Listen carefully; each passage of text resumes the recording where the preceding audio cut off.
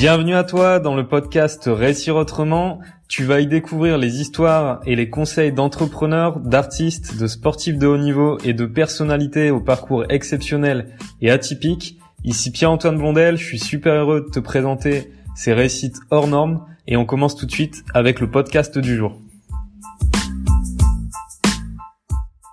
Aujourd'hui, j'ai le plaisir d'être avec Axel Alétru. Je te remercie beaucoup d'avoir accepté que je t'interviewe. Pas de problème. Parce que tu as un parcours incroyable, autant humainement que mentalement, etc. Je vais vous parler un petit peu du parcours d'Axel. Et aujourd'hui, en fait, je souhaitais te rencontrer dans le cadre d'une série d'interviews et de podcasts que je fais sur la réussite au sens large. Et je pense vraiment que ton histoire, c'est... On est en plein dedans. Ouais, on est en plein dedans et que c'est un bel exemple de réussite. Et d'ailleurs, je te demanderais quelle est un peu ta définition de la réussite parce que je pense que c'est personnel, en fait, à chacun. Alors, j'ai fait une liste. Si jamais il y a des choses à rajouter, pas de problème. Pour te présenter, donc tu es un ancien espoir de motocross français. Ouais. Et en 2010, tu as fait une chute grave durant les championnats du monde. Hein. Ouais, c'est ça, en Lettonie. Ouais, c'était en Lettonie. Ouais. D'accord. Qui t'a amené à être paraplégique. Est-ce que tu peux en parler un petit peu de cette période-là qui nous a amené aujourd'hui à nous rencontrer? Ouais, alors moi j'ai toujours été sportif parce que en fait avant, maintenant on le voit, internet n'existait pas à l'époque, mais avant ça j'ai fait du BMX. D'accord. Où j'ai été 3 fois champion d'Europe et 3 fois champion du monde. Donc, ah ouais, alors ça je savais pas. Ouais. Donc effectivement, on voit pas sur internet. Ah je savais pas. Ouais. Ok. Donc j'ai toujours été maintenant le BMX on connaît parce que ça va, il y a les Jeux Olympiques en BMX. Mais à l'époque les Jeux Olympiques n'existaient pas en vélo. Donc après avoir tout gagné, c'est le cas de le dire, hein, j'ai voulu bifurquer sur le motocross. D'accord. Et là j'ai gravi les échelons un à un pour devenir une nouvelle fois champion de France, champion d'Europe, champion du monde junior et passer chez les professionnels en 2010.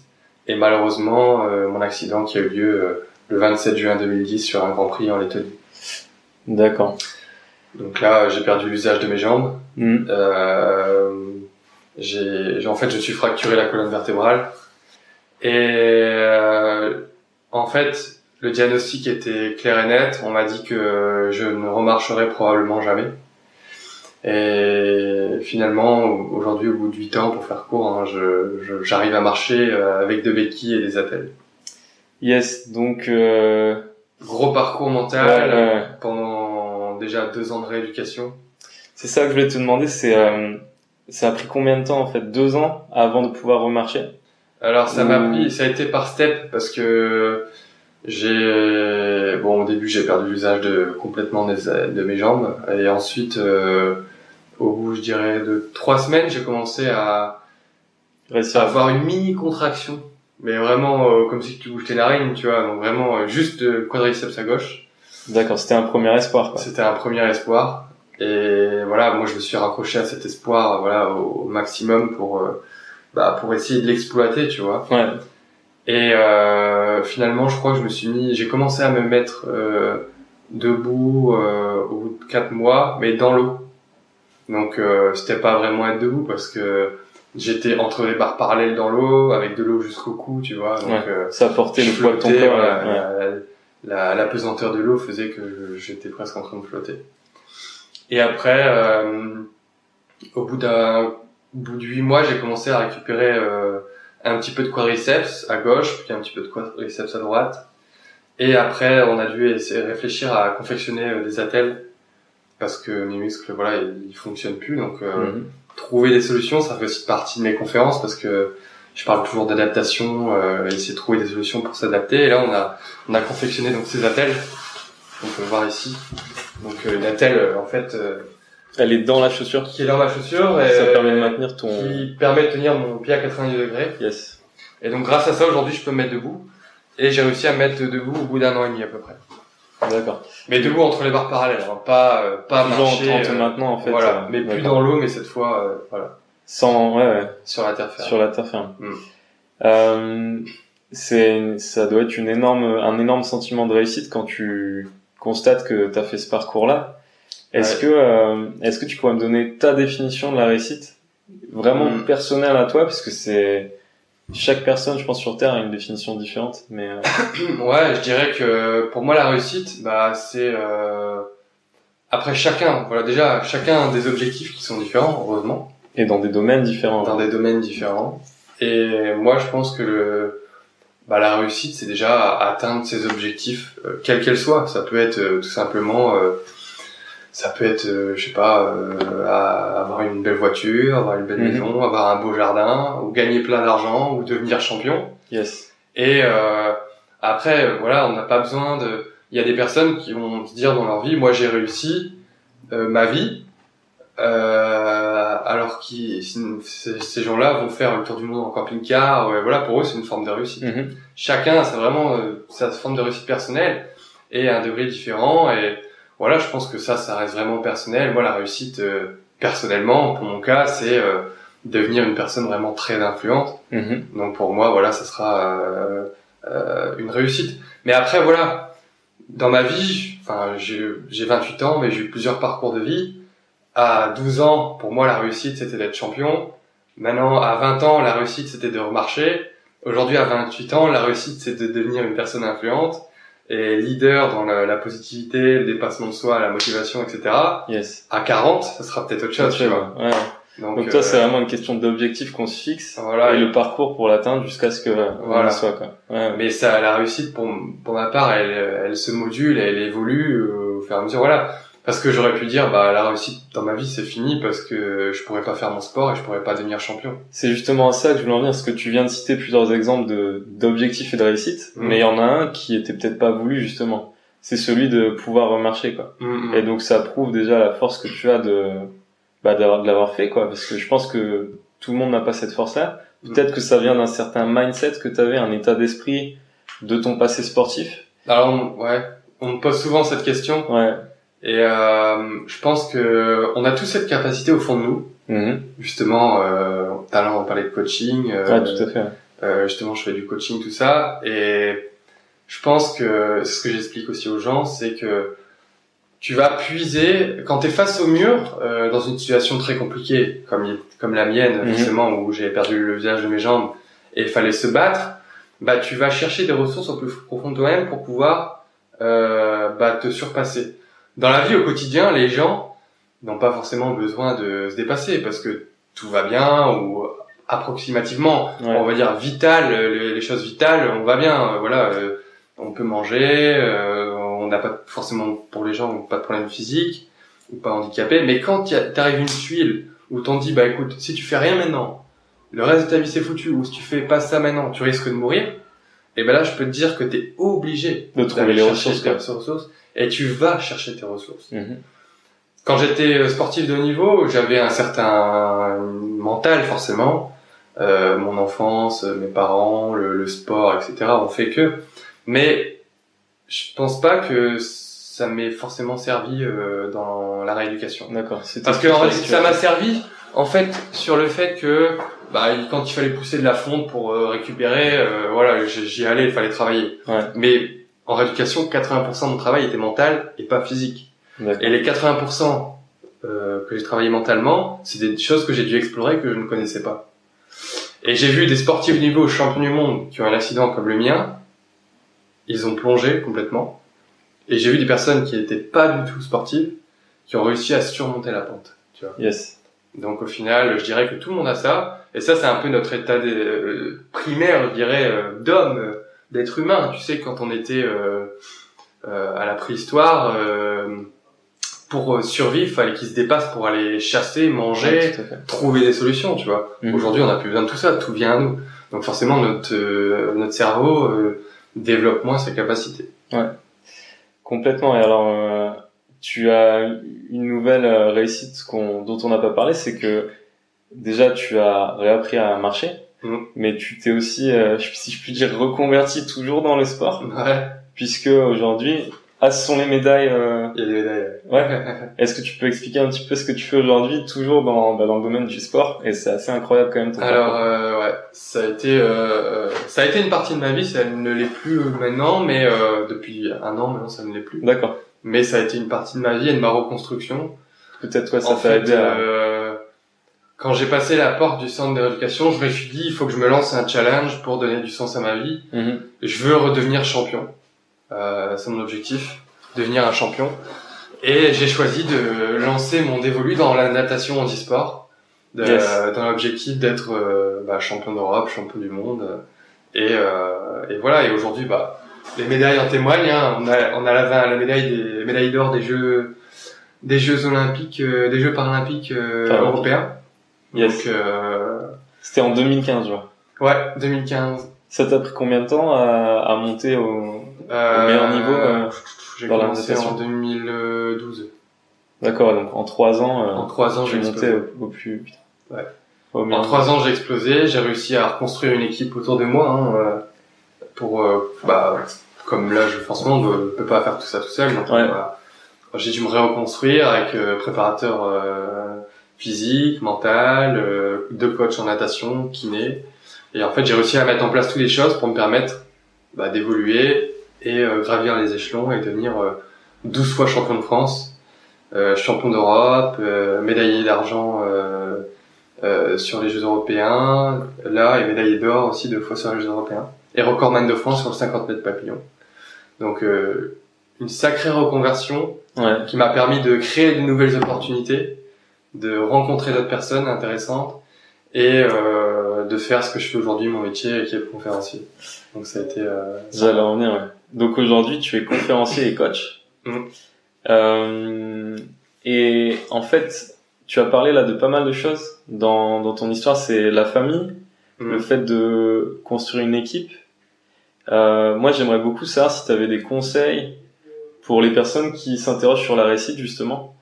Si tu devais en donner qu'un, ou en tout cas quelques conseils vraiment clés, parce que on se rend compte dans ton parcours que à chaque domaine que tu as attaqué, t'es monté au plus haut niveau. Ouais. Et là, en l'occurrence dans la natation, c'est quand même en un laps de temps très réduit, quoi. Ce qui n'est pas donné à tout le monde, même si c'est en tout le monde. Et je suis vraiment 100% d'accord avec ça. Nos ressources sont en nous. Est-ce que toi, t'as quelques conseils du coup de dev perso, hein, parce que je pense que le dev perso, tu connais, que tu pourrais donner un peu aux personnes qui nous écoutent. Donc du coup, dans quel cadre? Pour réussir? Dans l'atteinte d'objectifs. Dans l'atteinte d'objectifs? Ouais, dans l'atteinte d'objectifs, ouais. Déjà, comment on définit un objectif déjà? Ouais. Moi, je dirais qu'il faut, pour ma part, personne m'a aidé. Tu m'as demandé ça. J'étais autodidacte là-dessus. Voilà, quand on est en rééducation ou quand il faut reconstruire dans le sport, c'est l'athlète qui doit créer tout ça. Hein. Malheureusement, dans le handisport, en plus, il n'y a pas forcément de structure. Donc, c'est moi, en privé, qui ai dû aller chercher des gens, reconstruire tout ça. C'est pas comme dans le football où t'es bon, on te fout dans un club, t'as tout le monde autour de toi. Tout est à disposition, ouais. Donc déjà, j'ai dû créer tout ça. J'ai dû imaginer tout ça. Mais avant ça, j'ai dû me donner l'objectif. Et l'objectif, c'était d'être champion paralympique. Yes. Ça se fait pas en un clin d'œil. Ça se construit. Et l'objectif est tellement sur le long terme ou lointain que je pense qu'il est nécessaire de devoir découper son objectif pour permettre de continuer d'avancer, tu vois. C'est comme pour remarcher, tu vois, l'objectif, je m'étais dit moi je veux remarcher, mais l'objectif il est tellement loin et tellement ouf que si tu bosses comme ça en disant je veux marcher, c'est important d'y penser mentalement, etc. Mais si tu te donnes pas des steps qui vont te permettre de dire petit objectif 1 atteint, petit objectif 2 atteint, ça te permettra pas d'avancer. Parce que moi, si je travaillais, je me disais ça fait peut-être 3 mois, mon objectif c'est de remarcher, je bouge toujours pas le quadriceps de gauche, tu vois. Ouais. Donc tu peux abandonner, ça peut te donner l'envie de t'abandonner. Mais justement, la première fois que je me suis remis debout dans l'eau, pour moi ça a été un premier reste, et c'était limite une victoire, quoi. Ouais. Et le fait d'avoir cette victoire, ça te donne d'avancer, ça te permet d'avancer et d'avoir de la positivité et de te rendre compte que tu avances finalement sur ton objectif global qui est de remarcher ou d'être champion paralympique, quoi. Yes. Donc c'est vraiment se fixer des étapes intermédiaires Voilà. pour avoir un escalier. C'est ça, parce qu'après tu peux avoir des plateaux Ouais, où forcément t'as mis en place pas mal de choses, mais avant d'avoir le résultat, ça peut mettre 3, 4, 5, 8, 10 mois, 1 an avant d'avoir des résultats. Mhm. Mais il faut scinder les choses pour pouvoir avancer et tenir un cap. C'est ça qui est important, tenir le cap de l'objectif global, quoi. Donc tu as parlé de victoire. Est-ce que dans le dev perso, on en parle souvent de célébrer les victoires. Est-ce que c'est quelque chose que tu pratiques un peu, tu sais, de vraiment, comme tu le dis, avoir un état d'esprit positif et de bien mettre son attention sur chaque petite réalisation, quoi. Est-ce que c'est, pour toi, hein, c'est une question, une source d'énergie, entre guillemets, quoi? De fêter, on va dire, les petites Ouais, alors fêter, chacun fête à sa façon, mais en prendre conscience, en fait. Il y a pas mal de gens qui font des choses, et sont jamais satisfaits, même pas juste de l'avoir fait, quoi. Et j'ai pas l'impression que ce soit ton cas. Je suis curieux de savoir, les sportifs de haut niveau, je pense qu'il y a deux profils, en fait. On veut toujours plus, tu vois. Ouais, sans quoi on n'avancerait pas plus. Mais c'est pour ça que je me demande si c'est ton cas. Non, pas trop. Okay. Je suis plus du genre justement à dire ouais, on n'a pas encore assez avancé. Pour toujours te pousser. Ouais, c'est ok. Mais justement les gens, enfin voilà, après quand tu rencontres des gens et tout, ils te remettent un peu à l'esprit en disant putain, mais tu te rends compte ce que t'as fait, quoi. Ouais. Et là tu dis ouais, j'ai parcouru quand même tout ça comme parcours, ou on est parti de zéro, là on a fait un livre, on a fait ceci, on a fait là. Ouais. Tout à l'heure on discutait, enfin voilà, je pense qu'en 8 mois on a beaucoup avancé là sur le projet. Même t'es surpris? Ouais, j'ai vraiment beaucoup. Pour moi on n'a pas encore avancé. Ouais. Mais du coup quand tu dis là, bah du coup ouais, ça, je me dis oui, quand tu regardes derrière, après tu sais quand t'es dans une machine, tu fais le taf, quoi. voilà, et tu te rends pas compte aussi, et c'est important, je pense, de parfois faire le bilan. Et voilà, on est à 4 mois, on a fait ça, bon, c'est quand même pas mal, quoi. Ouais. En autant de mois. Ouais. Tu viens de parler, du coup, de ton livre, et ça me permet de revenir au fait de créer une équipe, parce que je pense que ça, c'est une des clés pour aller plus loin, plus vite. Mais du coup, je voudrais vous montrer, donc, le livre, 28 principes pour rebondir. Est-ce qu'il y a un endroit où, les personnes intéressées sur Amazon? Il est sur Amazon? Amazon, vous tapez, Axel Alétru, A2L et TRU. Et normalement, vous tombez directement sur mon livre, donc qui a été coécrit, j'ai l'impression, avec Riyad, mon collaborateur avec qui on travaille ensemble. Voilà, et donc quelque part, ça nous amène au sujet de l'équipe. Ouais. Est-ce que tu peux en parler? Est-ce que pour ta rééducation, t'as expliqué, enfin non, pardon, pour t'as raison de le dire, éducation, j'avais une équipe, hein, avec un kiné, avec un prof de sport, avec un coach, avec une personne qui fait avec mes attelles, mais bon là tout était fourni, tu vois. Ouais. C'est pas moi qui ai construit tout ça. Ouais. Dans la natation, comme j'ai dit un peu tout à l'heure, j'ai dû créer une équipe, aller chercher des gens, les motiver, ces gens. Parce que quand tu vas voir quelqu'un et tu lui dis écoute, moi je veux être champion paralympique, alors que j'ai jamais nagé de ma vie, il est pas forcément ok pour se lancer dans un projet délirant et fou comme ça. Faut le convaincre, quoi. Donc il faut réussir à convaincre les gens. Ouais, donc t'as dû en plus être le leader de la propre équipe que t'as créée, quoi. Voilà, pour les motiver, et c'est là où justement je parlais de découper les objectifs, c'était important pour moi, mais aussi pour ces gens. On va dire, regardez les gars, on a déjà fait ça, c'est pas mal quand même. Ouais, tout à fait. Qui a été première course, on a déjà gagné deux médailles d'or. N'oubliez pas que ça fait seulement 6 mois que je nage, tu vois. Ouais. Donc ça, c'était important de découper tout ça.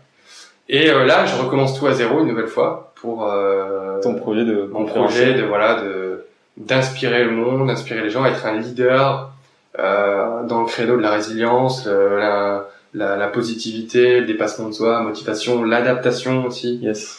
Et est-ce que tu as un message? Ces ressources, quoi. Est-ce que tu as un message que tu pourrais partager? Ou quel est le message que tu voudrais laisser, quoi? Moi, j'aime bien un dicton. D'ailleurs, il est sur mon site. Et je dis, un échec, un accident ne serait-ce pas la chance de notre vie? Ah, c'est énorme. Donc après, moi c'est personnellement parce que j'ai eu un accident, mais tout le monde peut avoir des échecs, tout le monde peut perdre son job, tout le monde peut avoir des soucis familiaux ou quoi que ce soit. Et je pense que moi ça m'a permis cet échec. Enfin c'est pas un échec parce que c'est plus que ça, c'est un accident, c'est un traumatisme de vie. Ça m'a permis de créer d'autres opportunités, Et je pense pas que je serais en face de toi en train de aujourd'hui discuter, si j'avais continué la moto. Ouais. Donc voilà, ça c'est un message qui est fort. Et Il est surtout, énorme. je dis aux gens, c'est vivez vos rêves, n'hésitez pas. J'ai des rêves, j'ai eu des rêves, et on n'a qu'une vie. Et moi, j'ai pris conscience de cette vie quand j'ai eu mon accident. Et parce que voilà, on se rend pas compte de tout ça au quotidien, parce que la vie tourne, voilà, tout va de plus en plus vite. Et quand t'as un accident comme le mien, que tu t'as presque tout perdu, tu te rends compte à quel point la vie est chère, et pourquoi ne pas faire quelque chose, voilà, qui te plaît dans ta vie. Combien de nombre de personnes font un job où ils se disent j'en ai marre de ce job, voilà, et tu vois des mecs à côté qui travaillent en freelance ou qui font des projets extraordinaires avec du temps libre, avec du développement personnel, avec plein de choses. Et je pense que il faut se lancer, il faut oser aller chercher ses rêves et ne pas écouter l'entourage où les personnes vont dire non, c'est pas possible, tu vas pas réussir, non, ça c'est impossible, parce que les gens veulent vous mettre des bâtons dans les roues parce que eux-mêmes n'osent pas faire cette démarche. Ils projettent souvent un peu leurs limites sur toi quand tu fais quelque chose. C'est un gros problème. Donc je dirais vivez vos rêves, essayez de mettre tout en place. Et quel est le risque? Au pire, c'est financier. Au pire, financier par rapport à la santé, bah c'est rien. Le financier, ça se reconstruit. Je dis pas que c'est facile, mais tu peux reconstruire. Ouais, tout à fait. Une santé, où le temps ne revient pas en arrière. Donc le temps qui a été gaspillé, bah ça se consomme et on peut pas le racheter. Ouais, tout à fait. Donc voilà. Super message en tout cas. Merci beaucoup pour ça. Du coup, concernant l'échec, qui est un peu le message que tu nous as transmis, une vision positive de l'échec. Ouais. Moi, j'aimerais savoir, est-ce que tu y crois quelque part, parce que ça va un peu c'est un peu dans la lignée de ce message que tu transmets. L'échec, on y est tous confrontés un jour à l'autre. Ouais. On a peut-être besoin des échecs pour apprendre.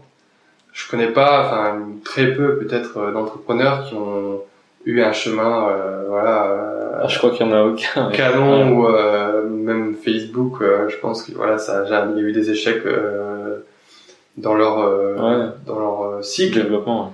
Et on apprend de ces échecs pour pouvoir construire, ne plus faire les mêmes erreurs et avancer. Et justement, peut-être un échec peut créer une autre opportunité en disant si finalement il n'y avait pas un échec mais le projet marche moyen, alors que si t'as l'échec, tu dis stop, j'arrête et tu repars sur un autre projet qui décolle à fond, finalement il vaut mieux avoir eu cet échec. Il vaut mieux avoir un échec et avoir une opportunité qui te propulse dans le business ou dans le quotidien, que avoir un truc qui te met pas en échec mais où t'as un rythme moyen, quoi. Ouais, tout à fait. Parmi les choses que tu as citées tout à l'heure, tu as parlé d'imaginer, et je sais que dans ta reconstruction, la visualisation, ça a été très important. Ouais. Ça m'amène à ton TEDx. Yes. Tu as fait une conférence TED qui se nomme le pouvoir du mental pour une vie sans rancune. Ouais. Et je pense que ça, c'est une des clés, vraiment, la visualisation et le mental pour l'atteinte d'objectifs et pour le bien-être en général. Je suis curieux de savoir si peut-être tu médites. Est-ce que tu peux nous parler de visualisation et de ce que ça t'a apporté, parce qu'apparemment tu as découvert ça suite à ton accident. Ouais. La visualisation, c'est quelque chose que j'ai appris en autodidacte. D'accord. En fait, quand j'étais en rééducation, comme j'ai dit tout à l'heure, 80% du travail était mental. Et là, j'ai développé des clés qui m'ont permis de pouvoir accentuer certaines récupérations sur mes muscles. Donc en visualisation, une image au plus profond de moi, une image que j'essaie de mettre dans le subconscient. Donc il faut savoir qu'il y a l'inconscient et le conscient et l'inconscient, le subconscient. Et en fait, en inculquant ça, donc c'est pas facile, tu dis, de foutre une image dans ton cerveau, quoi. Mais en y pensant vraiment 24 heures sur 24, sur des moments de relaxation, tu vois, et des moments où tu somnoles un peu, ça permet de faire un focus dans ton cerveau au quotidien sur cette image. Donc ça peut être une image d'avoir une belle voiture, une belle maison, une belle femme, faire un road trip. Et cette image, je le rejoins à l'objectif global qu'il faut allier. Yes. Et puis, moi, en fait, en allant chercher cette image, ça m'a permis de pouvoir récupérer. Et en fait, je me rends compte que cette petite technique que j'utilise, je l'ai utilisée plein de fois, au final, après ma rééducation. Ouais. Tout simplement sur parfois des blessures où je m'étais ouvert les pieds et j'avais des cicatrices énormes parce que malheureusement, comme je ne sens pas mes pieds, je peux m'arracher les pieds, etc. Ouais. Et j'ai fait de l'auto-guérison pour activer des cellules. Alors ça peut paraître fou, mais ton corps et ton cerveau te permettent de pouvoir activer ces cellules pour pouvoir te guérir, t'auto-guérir. Et après, je l'ai expérimenté sur plein d'autres projets en natation, forcément avec la visualisation de course, intra-sec, extra-sec, avec les projets que je fais actuellement. Et quand tu lis des témoignages de grands entrepreneurs, Steve Jobs ou Elon Musk ou quoi, ces mecs-là, depuis tout petit, ils visualisent qu'un truc, c'est faire la fusée, Elon Musk, atterrir sur Terre. Yes. Et ça, encore une fois, on l'utilise pas encore à son maximum. On va peut-être pas les chercher. Moi, j'ai été les chercher parce que j'avais besoin j'avais un besoin vital qui était de remarcher, tu vois. Donc, j'ai été explorer ces choses-là. Et aujourd'hui, de nos jours, justement, les scientifiques sont en train de créer une machine parce que c'est prouvé scientifiquement que la visualisation te permet de pouvoir réaliser des projets. Et donc, les scientifiques sont en train de créer une machine qui permet de pouvoir mettre des patchs sur ton cerveau, et ces patchs vont t'inculquer une image, un peu comme les rêves, pour pouvoir visualiser plus facilement le concept de l'image que tu veux réussir. Pour accentuer les résultats, du coup. Voilà. Et ça pose un problème d'éthique, parce que il y a des gens qui peuvent, leur objectif, c'est peut-être de tuer quelqu'un, ou assassiner un président, ou quoi que ce soit, ou faire des attentats. Donc, c'est pour ça qu'ils sont sur les freins. Mais, en fait, c'est le principe du rêve, mais sauf que au lieu que ce soit le rêve quand tu dors, tu rêves, là, tu vas penser à une chose, ça va aller dans l'ordinateur, cette chose va te remettre l'image que tu vas rêver, et tu vas l'imager 12 heures pendant ta vie, quoi. Ok. J'en avais pas entendu parler. Donc ouais. Je me renseigne. C'est un truc de fou. Yes. Écoute, je te remercie d'avoir partagé tout ça. Est-ce que tu veux dire un dernier mot aux personnes qui verraient ton interview, qui ont écouté un peu tes conseils? Je dirais d'aller visiter, déjà aller voir mon livre, 28 principes pour rebondir. Il y a des anecdotes pas vraiment sympas et plein de choses intéressantes sur ma vie et sur les principes pour rebondir. Des vraies clés importantes. Ouais. Pour avoir un mindset de fer. Yes. Mais voilà aussi, je dirais aller voir mon TEDx sur internet. Et où est-ce qu'on peut te retrouver sur le web? YouTube, Axel Alétru, Instagram. Tu as un site web aussi? Facebook et mon site web. Axel Alétru. .com, ouais. Yes. Il y a tout, il y a toutes les infos, il y a plein de choses et voilà, le TEDx qui est vraiment intéressant, plus de 60 000 vues là en un an, 2 ans, 1 an et demi. Donc, vraiment du lourd. Et voilà, si vous souhaitez avoir plus d'infos, allez sur mon site web, envoyez-moi un message. Voilà, je fais des conférences un peu partout en France, donc n'hésitez pas à venir pour ressortir de là avec une grande positivité et plein de principes pour pouvoir rebondir, avoir une motivation, dépassement de soi. Franchement, je te remercie d'avoir accepté de me consacrer du temps, parce que je pense que ton histoire, elle est ultra inspirante. J'espère vraiment que ça va vous donner déjà les clés que tu viens de partager, et puis aussi quelques tips. Des tips, et puis l'envie pour vos projets à vous, d'y aller, parce que c'est ultra inspirant. Donc merci beaucoup pour ça, et j'espère qu'on aura l'occasion de se recroiser, et vraiment allez voir le bouquin d'Axel. Merci encore. Écoute, à bientôt. Merci à toi. À bientôt. Merci beaucoup d'avoir écouté cet épisode du podcast Réussir Autrement. Je t'invite vraiment à t'abonner, quelle que soit la plateforme sur laquelle tu l'as découvert. Si tu es sur Apple Podcast ou iTunes, tu peux également me laisser des étoiles pour que d'autres personnes découvrent le podcast. Et si tu es sur Facebook, Insta ou YouTube, tu peux liker, partager, en parler autour de toi et surtout me suivre sur les réseaux sociaux. Il te suffit de taper Pierre-Antoine Blondel Et tu peux également aller sur pierre-antoineblondel.com et je t'aiderai à développer un business autour de ta passion.